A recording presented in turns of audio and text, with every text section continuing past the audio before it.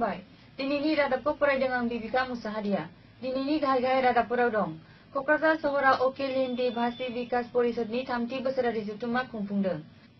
गिबि मन्थ्रि फुटबल कापआव सोनाब क'क्राझार बिधान सभा बियाबआ देरहासार सोनाब बंग'नि खालुवायाव खुंफुंनाय एबसुनि 2थि बोसोरारि जथुम्माया जोबलांबाय आरो सालाकाथियाव अर खामदों दानिया फैदो आबुं रादाबाव बिटिएडिनि सदर सहर क'क्राझार नोगोराव थानाय मारुवारि भवनाव अखिल हिन्दी भाषी विकास परिषदनि 3थि गायसनथाइ सानखौ सनिबाराव सानसेनि मेहेरगोनां हाबाफारिनि गेजेरजों खुंफुंनाय जायो क'क्राझार जिल्ला कमिटि दुलाराय हिन्दी राव रायज्लायग्रा आफादनि बानजायनायाव खुंफुंनाय 3थि गायसनथाइ सानजों लोब्बा लाखिनानै फुंबिलियाव आफादनि फिरफिला बिरहोनाय मुंख्लंफोरनो बिबारजों मान बावनाय आरो सानजौफुआव मोनसे गेवलां मेलबो खुंफुंनाय जायो गेवलां मेलनि हाबाफारियाव गाहाय आलासि महरै बाहागो लायो बिटिसिनि मावफुं सोद्रोमा धनेश्वर गयारी जर'खा आलासि महरै बाहागो लायो बारग' बिएलटि अनसाय आफादनि आफादगिरि जन महन मोसाहारिया मख'नाय जायोदि क'क्राझार जिल्ला कमिटि दुलाराय हिन्दी राव रायज्लायग्रा आफादनि आफादगिरि अम प्रकाश साहानि मासि सामलायनायाव खुंफुंनाय गेवलां मेलनि हाबाफारियाव गाहाय आलासि महरै बाहागो लानानै बिटिसिनि मावफुं सोद्रोमा धनेश्वर गयारीआ बुङोदि बबेबा मोनसे राव हारिमुखौ खौसे खालामनानै लाखिनो थाखाय आफादखौ नांगौ होननानै बुङो आरो 3थि बोसोरारि आगान सुरगासिनो थानाय दुलाराय हिन्दी राव रायज्लायग्रा आफादनि मावनायफोरा बिटिसि ओनसोलाव गोजोन खौसेथि लाबोगोन होननानै बुङो का निदान किया जाए बीटीसी में रह रहा हर हिंदी भाषी बीटीसी की उन्नति के लिए प्रतिबद्ध था और आज तीसरी वर्षगांठ में आप सभी यहाँ पधारे इसके लिए हम आपका अखिल हिंदी भाषी विकास परिषद कोकराझार जिला समिति की तरफ से आपका हम हार्दिक स्वागत करते हैं धन्यवाद क'क्राझार सहरनि क'क्राझार गोजौसिन गेजेर थांखि गोबां फरायसालिनि गेलेग्रा फोथाराव सनिबाराव खुंफुंनाय गिबि मन्थ्रि साहा बागान फुटबल टुर्नामेन्ट हाबाफारियाव 29 नं क'क्राझार सोनाब जनजाति बिधान सभा बियाबनि सिङाव थानाय साहा बागान फुटबल हानजाया 28 नं गसाइगाव जनजाति बिधान सभा बियाबनि सिङाव थानाय साहा बागान फुटबल हानजाखौ फेजेननानै देरहासार जायो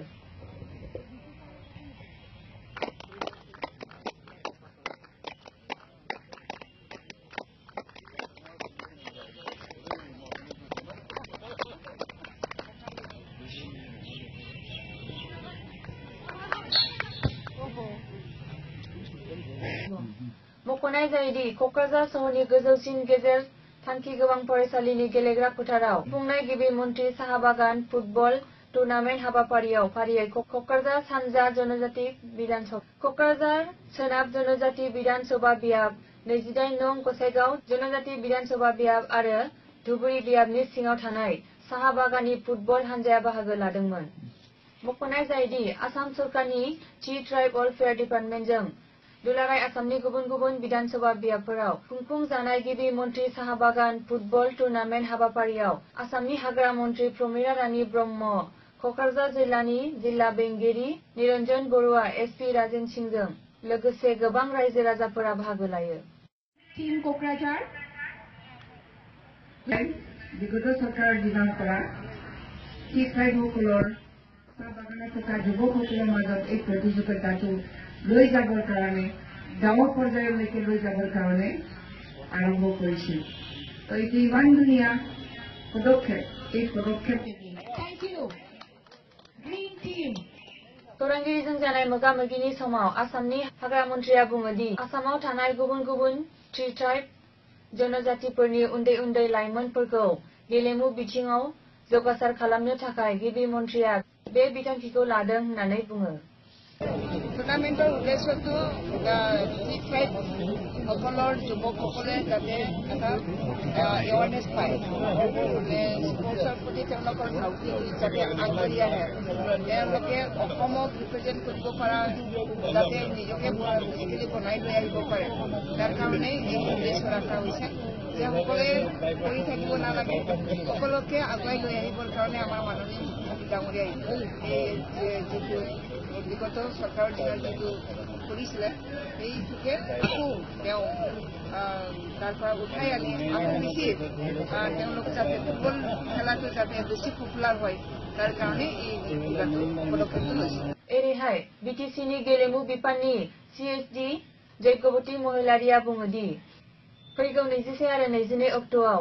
चिरां जिल्लानि साम्पागुटियाव जनेल थाखोनि फुटबल टुर्नामेन्ट हाबाफारिखौ खुंफुंनाय जागोन होननानै बुङो। एक्चुअली चूड़ाন্ত বুলি ক'লে এইটো ইণ্টাৰ LSC লেভেলৰ, কিন্তু ইণ্টাৰ LSC বুলি ক'লেও ইয়াত অকল কোকৰাঝাৰ ডিষ্ট্ৰিক্ট নহয়, কোকৰাঝাৰ আৰু ধুবুৰী এই দুটা ডিষ্ট্ৰিক্ট ক্লাব কৰি পেলাই এটা ডিষ্ট্ৰিক্ট বুলি ধৰা হৈছে। আৰু ধুবুৰীৰ পৰা এটা LSC টিম আহিছে ইয়ালে, আৰু আমাৰ কোকৰাঝাৰ যিহেতু 3টা LSC আছে, মুঠ 4টা দলে খেলিছে আৰু খেলি আজি কোকৰাঝাৰ ৱেষ্টৰ টিমটোৱে চেম্পিয়ন হৈছে। আৰু ইয়াৰ আগত তেওঁলোকে জুনিয়ৰ লেভেলত খেলিব। ইয়াত আমাৰ 4টা জোন গোটেই অসমত 4টা জোন প্ৰিপেয়াৰ কৰা হৈছে। আউট অফ 4 জোন আমাৰ যোনটোত 4টা ডিষ্ট্ৰিক্ট কোকৰাঝাৰ, চিৰাং, বাক্সা আৰু ওদালগুৰি, এই 4টা ডিষ্ট্ৰিক্টৰ মাজত 20 আৰু 21 তাৰিখে খেল সম্পন্ন কৰা হ'ব। চিৰাং ডিষ্ট্ৰিক্টৰ सोनाब बंग रायजोनि आलिपुरदुवार जिल्लानि सिङाव थानाय मारदहआ नारातारि कारदुवा गुदि फरायसालिनि लांदां गेलेग्रा फोथाराव साननैनि हाबाफारिजों खुंफुंनाय सोनाब बंग स्टेट कमिटि दुलाराय बर' फरायसा आफादनि नैथि बोसोरारि जथुम्माया शुक्रबाराव गोजोनै गोजोन जोबलांबाय। सोनाब बंग स्टेट कमिटि दुलाराय बर' फरायसा आफादनि बानजायनायाव 15 आरो 16 अक्ट'आव खुंफुंनाय नैथि बोसोरारि जथुम्मानि गिबि साननि हाबाफारि थान्दै मेलाव मिरु एबसुनि आफादगिरि प्रमद बर'जों लोगोसे सोनाब बंग स्टेट कमिटि एबसुनि गोबां दैदेनगिरि आरो दखरा आफादनि मावथि सोद्रोमाफोराबो बाहागो लायो। नैथि साननि हाबाफारि थामहिनबा जोबथा साननि हाबाफारिनि फुंबिलियाव आफादनि फिरफिला बिरहोनाय, मुंख्लंफोरनो बिबारजों मान बावनाय आरो सानजौफुआव मोनसे गेवलां मेलबो खुंफुंनाय जायो। गेवलां मेलनि हाबाफारियाव मिरु एबसुनि गाहाय नेहाथारि लरेन्स इस्लारिया बाहागो लानानै बुङो दि सोनाब बंग रायजोआव दिनैसिमबो बेंगल सरकारा बर' रावखौ गुदि फरायसालिफोराव सोलोंथायारि बिजों महरै गनायथि होयैखौ गोथौयै दुखु मोननाय फोरमायो।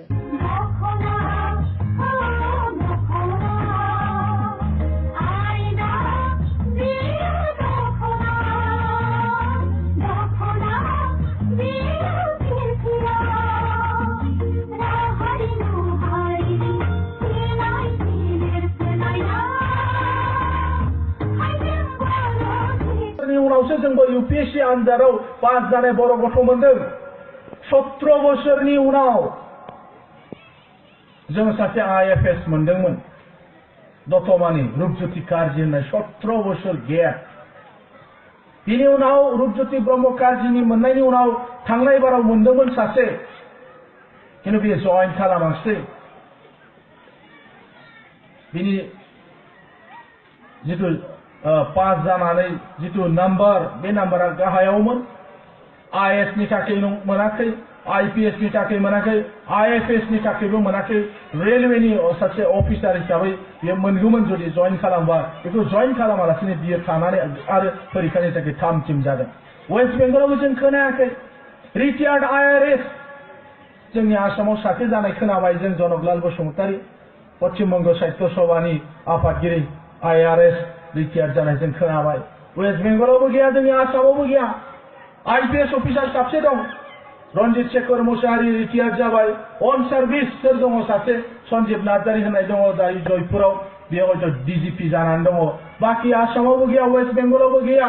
डक्टर साबसे दङ आसामाव, बर'फ्रालाय बारा बुरजा गैया साननो हायो। वेस्ट बेंगलाव साबसे दङ, हयथ' साननो हागोन 2.5 लाखनि गेजेराव साबसे डक्टर ओंखारगोन। आसामाव बर'फ्रा बेसेबां इन्जिनियार दङ जों हिसाब खालामनो हायो। वेस्ट बेंगलाव साबसे दं, हयथ' गोरलैसिन जागोन हिसाब खालामनो थाखाय। LLB फरायनाय बेसेबां दङ आसामाव जों बिनि हिसाब बुंनो हायो। एबसुआ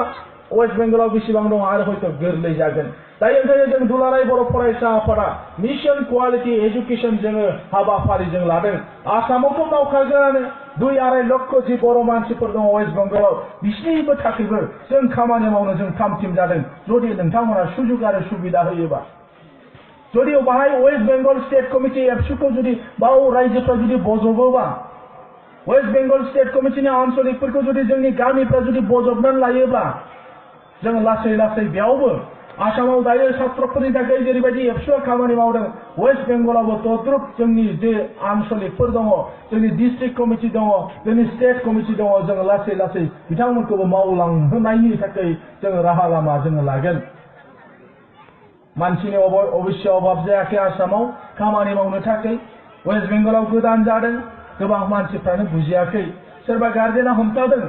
नों थांनो नाङा आसामाव मालाबा मालाबा जोंनि हाबाफारिफोरखौ नायो सोरबा सोरबा बुंजादों होननानै बुङो खिन्थादों बादा होजानाय बाथ्राफोरखौ जों खोनादों नायनांगोन हिसाब खालामनांगोन ओंखायनो आं दाख्लै जों जायफ्रा जोंनि गल्डेन जुबलिनि क्लोजिं सेरेमनि प्रग्रामाव थांबाय बिथांमोनखौ आं बुंदों थांनानै खिन्थाहै आन्दलनखारि होननानै जोंखौ मिथियो एबसुखौ नाथाय बे आन्दलनखारिनि गल्डेन जुबलियावनो दाख्लै आसामनि चिफ मिनिस्टारा हेलिकप्टार लानानै थांदों दुर्भाग्यजनक दिनै ममता बेनार्जीआ दिनै जोंनि बर' संगठनफोरजों रायलायनो थाखाय एपइन्टमेन्ट होआ डिफारेन्स फारागखौ नायनांगौ अथच नोंथांमोना आन्दलनखौनो खालामाखै शान्ति भाबै दिनै मिलायनानै थादों गावनि अभाब अभियोगखौ बुंबाय बायनो नागिरदों मोनाखै मालाबा खुद्रिनांगौबो जायो जों खुद्रिबाय थायो नालाय जोंखौ शान्त खालामनो थाखाय जोंनि कनफारेन्सफोरावनो हेलिकप्टार लानानै आसामनि चिफ मिनिस्टारा थांनो बाध्य जायो बे डिफारेन्स बे फाराग बे पार्थक्यफोरखौ जों बुजिनांगोन दिनै बर' रावा एक शिड्युलाव हाबबाय भारतनि एक शिड्युलाव हाबबाय अष्टम अनुसूची भाषायाव हाबबाय वेस्ट बेंगलाव जानांगौ वेस्ट बेंगलनि मानसिफ्राबो बर' एखे भाषाखौ जों रायलायो नाथाय वेस्ट बेंगलाव मानसिफोरजों सावरायनायाव बुंदों बै साखाथियाव जिरायनाय बिथांमोनजोंबो जों सावरायनायाव बुंदों बिथांमोनाबो सोंहरो मा दं वेस्ट बेंगलाव प्रग्राम नों मानो फैदों बायदि बायदि थांनाय समाव जों मोननै मोनथाम मिटिं गादोंमोन जे बे आन्दलनखौ सोंदों नोंसोर सापर्ट दं नामा औ दङ जों सापर्ट मानो जोंनि रावा भारतनि एक शिड्युलाव हाबबाय नोंथांमोननि राव बायदि जोंनि रावाबो एखे मर्यादा मोनदों 1 2 3 4 नङा एखे समान समान मर्यादा आरो आं बिथांमोनखौ बुजायनो थाखाय बुंदों जेमन नेपालीर भाषा नेपाली नंगौना नङा गोरखार भाषा की सिगां जोंनि आसामावबो नेपालीफ्रा बिथांमोना अल नेपाली स्टुडेन्टस इउनियन नेपाली साहित्य सभा माबा माबि खालामोमोन नाथाय उनावहाय बिथांमोनाबो बायदिसिना नेपाली माने नेपाल देशनि बिदेशी होनजायो सोरजोंबा ठाट्टा खालामजायो दायो सोलायनानै लाजोब्बाय नेपाली स्टुडेन्ट होला गोरखा स्टुडेन्ट होनो गोरखा साहित्य सभा गोरखा उन्नयन परिषद गोरखा माबा माबि बिथांमोनाबो खालामो क'क्राझार जिल्लानि सालाकाटियाव सनिबाराव मोनसे अर खामनाय जाथाय सोमजियो 11:30 रिंगायाव सोमजिनाय अर खामनाय जाथायजों एनटिपिसिनि चेकआउट कम्पानिनि मावगिरिफोर थाग्रा बादाया सेवहांगार जायो रादाबखौ फोजोबनायनि सिगां गाहाय रादाबफोरखौ फिन खेबसेबाव बुंफिननानै होनाय जाबाय क'क्राझार सहराव अकिल हिन्दी भाषी बिकास परिषदनि 3थि बोसोरारि जथुम्मा खुंफुंदों गिबि मन्त्रि फुटबल कापआव सोनाब क'क्राझार बिधान सभा बियाबा देरहासार